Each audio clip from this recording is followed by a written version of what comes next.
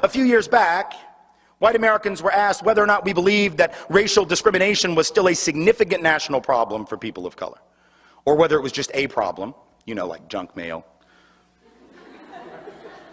wrong phone number, 2 in the morning, you can't get back to sleep, it's raining and you want to go outside for a jog, you know, a problem, but one you'll get over, you know. Whether it wasn't much of a problem, wasn't a problem at all, or we just weren't sure. They also asked black and brown folk this question. Folks of color, it won't surprise you, said, yes, it is a significant problem, actually, and not just because I read about it in a sociology textbook. I actually have lived it and would be more than happy to tell you what kind of problem it's been, but these were pollsters, man, they didn't care about that. They just wanted the yes or no, then they were on to the next house. Then they asked white folks, is it or is it not a significant national problem, racial discrimination for people of color and against people of color, and only 6%, 6 out of 100 said yes, that it was a significant national problem. Just to give you an idea of how bad that is, I would have you compare it to a survey taken a few years earlier where approximately 12% of white Americans said we believed there was a fairly decent chance that Elvis Presley might still be alive. I don't know how good you are at math. I'm not very good myself, but that's a ratio that I can calculate. What that means is that white Americans are twice as likely to believe that Elvis might still be alive than we are to believe what people of color tell us they experience on a fairly regular basis. That is denial so profound as to boggle the mind, but there it is. And the people who are saying it are not mean-spirited, they're not hard-hearted, they're not bad people. I firmly believe that most people are good people. I could be wrong about this, but I have 2 little girls ages 6 and 4, and I choose as a parent to believe that most people are good. If you have evidence to the contrary, keep it to yourself. I do not want to know it or hear it this evening. What I do know is that those individuals who said that, as well-meaning as they may have been, that they really didn't see it as a significant problem, aren't new in their denial. See, it's one thing for young people to think that the problem is solved. I almost get that. I almost understand it, because if you're under the age of 25, maybe even under the age of 35, what you know, what we tend to know, younger people, about this history and about this legacy is what we see in that grainy black and white footage every MLK Day, or maybe during Black History Month. If I were to ask you, do you believe that folks of color had equal opportunity and were treated equally in this country in 1963? Or whether or not black children were treated equally in schools and had equal educational opportunity in 1962, I know right now that no one in here would say, well, of course, you know, naturally they did. 1963, that was a damn good year to be black or brown in America. What are you talking about? Everyone, regardless of your position about 2007, would quickly acknowledge how bad it was back in the day, because it's no sweat off your back. 44, 45 years later, it's easy to talk about how bad it was, but now see, here's the trick. What do you think white folks said when those very questions were put to them in 1963 and in 1962? At a time when the apartheid system in this country was very much in full effect. It was before the Civil Rights Act, before the Voting Rights Act, before the Fair Housing Act. In retrospect, we can all look back and say how profoundly unequal it was. How profoundly unequal it was. And yet when white folks were asked, some of them our parents, our grandparents, great uncles, great aunts, these ancestors of ours, right, were asked the very same question in 1963. Do you think that people of color, they didn't use that term, it said racial minorities. Do you think that racial minorities are treated equally in your community? And 80% of white folks said yes. In 1962, when Gallup asked, do you think that black children receive equal educational opportunity in your community? 90% approximately of white folks said yes. Nothing to see here. What is all this complaining? What is this March on Washington? I don't get it. I don't understand it. In fact, the very month of that march, which now it seems like every white liberal wants you to believe they were at. The very month of that march, white folks were asked by Newsweek what they thought about it. They said, 2/3 of whites said that Dr. King and the movement were pushing too far, too fast, asking for too much, and too soon. The idea that this country was ready to hear this, even at the time when we know how vicious it was, is a lie. What does it say that white folks were in denial in 62 and 63? What does it say that if you'd gone back to the 30s and asked the question? You think white folks were clear then?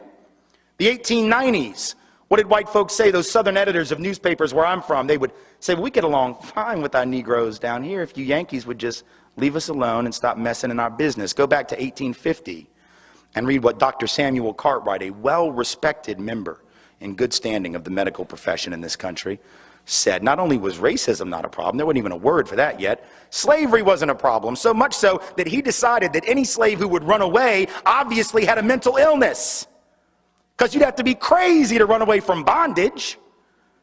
So he came up with a term, he called it drapetomania. Don't even know what the root of that is, don't want to know, don't understand where the word came from, but that's what he called it, drapetomania. You must be crazy, you must be mentally ill to run away from your loving master. Denial. In every generation, 2007, 1963, the 30s, the 1890s, the 1850s, my point being that in every generation, members of the dominant group have said there is no problem. And in every generation, without fail, we have been wrong. And in every generation, people of color, those who were the targets of that oppression and subordination, have said there is a problem. And in every generation, without fail, they have been right. So the question for us today is, what are the odds, honestly, that people of color who have never gotten it wrong have suddenly lost their frickin' minds and have suddenly become unable to see truth and to separate it from fiction? And counter to that, what are the odds that white folks who have never gotten it right yet have suddenly become highly, highly perceptive? The odds are pretty long. And again, it's not because white folks are insensitive or hard-hearted, let alone stupid, but it is that those of us who are white have the luxury of not knowing black and brown truth. We don't know because we don't have to know. We are not tested on it. If I don't know what people of color experience, what happens to me in this country? Virtually nothing. But if people of color don't know my reality, if people of color don't know white reality better than white folks have to know it, if they cannot regurgitate it to us better than we would ever be able to regurgitate it to ourselves, all hell breaks loose. So people of color are going to have to know white history, white literature, white art, white theater, white poetry, white drama. I know we don't call it that. That's sort of the point. When your stuff is the stuff against which everybody else's stuff is compared and found lacking, you don't have to name it. It's just the norm. That's why, for those still confused, we don't have White History Month, because we have several. They go by the tricky names of May and June, July, August, September. Pretty much any month that we have not designated as someone else's month, that's White History Month. But we take it for granted because we don't have to know other folks' reality. That's a privilege. That's an advantage. That's a head start. And it's one we must think about. See, that's the other piece of this, right? It's one thing for white folks to acknowledge racism. Because, you know, white liberals will. God bless them. White liberals will acknowledge that racism is real. Oh my goodness, we should do something about that. Yes, we should.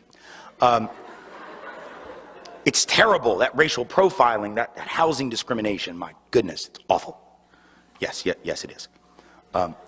But just because we acknowledge racism and discrimination doesn't mean that we'll necessarily acknowledge the flip side of that. Doesn't mean that we will acknowledge that for everyone who's targeted by that discrimination, which we're willing to admit exists, there is somebody else not being targeted, guess whom, and that those individuals are elevated by definition and receive an advantage, receive a subsidy, receive a privilege in the process. You see, we like to talk about those who are down as if there is no up, right? We like to use language that obscures the interrelationship of down and up. Now, down has no meaning without an up. It is a relative term. But we talk about those at the bottom of the hierarchy, not paying attention to the fact that for anyone who's down, someone is above them, and they're above them because they're down. We use this language that makes it impossible. And when I say we, I don't mean like right-wing folk. I'm even talking about them. I'm talking about nice, liberal, caring service providers. Right? People who just want to help. Right?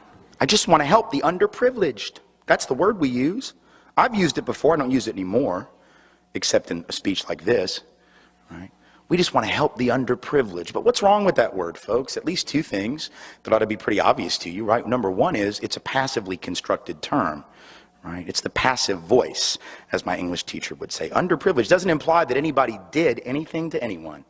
It's just there's privilege and I will be damned. There you are under it. We could just figure out how you got down there. We could solve all the problems of the Western world.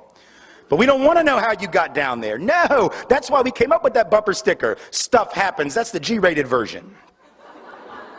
That's a bumper sticker that only a straight white upper middle class male could have made. Because anyone who isn't straight, anyone who isn't male, anyone who isn't white, anyone who isn't upper middle class knows that stuff doesn't just happen.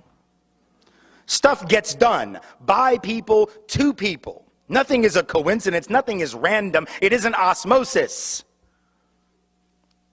And so we act as if it's some passive thing, but yet that's not the case. And the second problem with the term underprivileged is even bigger than the first one, is it's a relative term.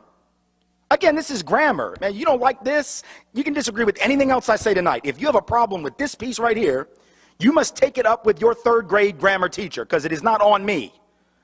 If we use the word underprivileged, then by definition there must be an overprivileged, but we don't use that word in polite conversation. Indeed, it doesn't exist in any dictionary to be found on the planet. If you don't believe me, go back to your res hall, go back to your apartment, go back to your home, go back to your place of employment, and tomorrow I want you to punch in two little words. The first one, underprivileged. Make no mistake, your spell check is going to recognize that word.